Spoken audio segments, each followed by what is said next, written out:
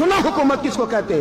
हजरत उमर गुजर रहे, फजर की नमाज के बाद 2 गलियां रह गई हैं, आज पूरा नहीं हो सका आपका दौरा। एक छप्पर है छोटा सा, बूढ़ी अम्मा बैठी है, उमर फारूक गुजरने लगे, बूढ़ी को परेशान देखा, अम्मा जी इजाजत हो तो अंदर आ जाऊं? बूढ़ी कहने लगी चल दौड़ जा, अपना काम कर, क्यों इजाजत दूं? तेरी मेहरबानी अम्मा, आने दो। क्या दौड़ जा? तेरी मेहरबानी अम्मा, गुजारिश है, चलो आ जाओ। अंदर आ गए उमर फारूक। अम्मा क्या परेशानी है, क्या बात?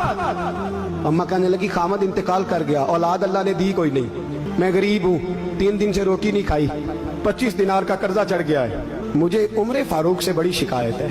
उसने मेरा हाल ही नहीं पूछा, कहने लगे शिकवा है, उमर आया ही नहीं। तो उमर कहने लगे अम्मा उमर को क्या पता कि तू इस हाल में है? कहती है नहीं पता उमर को, तो उमर से कहो छोड़ दे हुकूमत, उसके हवाले करे जो खबर रख सकता है। हजरत सैयदना नाफे फरमाते हैं जिसके सामने किसरा और रूम के बादशाह कांपा करते थे, मैंने उस उमर को बूढ़ी अम्मा के सामने कांपते हुए देखा।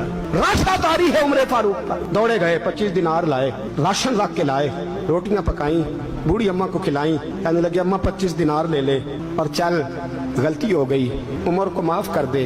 अम्मा बोली, बोल के कहने लगी मैं नहीं माफ करती, एक दफा कब्र में जा लेने दे, मेरे रसूल आएंगे तो मैं उमर की शिकायत करूं। अमीरुल मोमिनीन होके उमर फारूक अम्मा के कदमों में बैठ गए, कहने लगे अम्मा उमर कमजोर है, हुजूर का सामना नहीं कर सकता, तेरी मेहरबानी नबी पाक के सामने शिकायत ना करना। अम्मा कहने लगी चल मैं तेरी खातर माफ कर देती।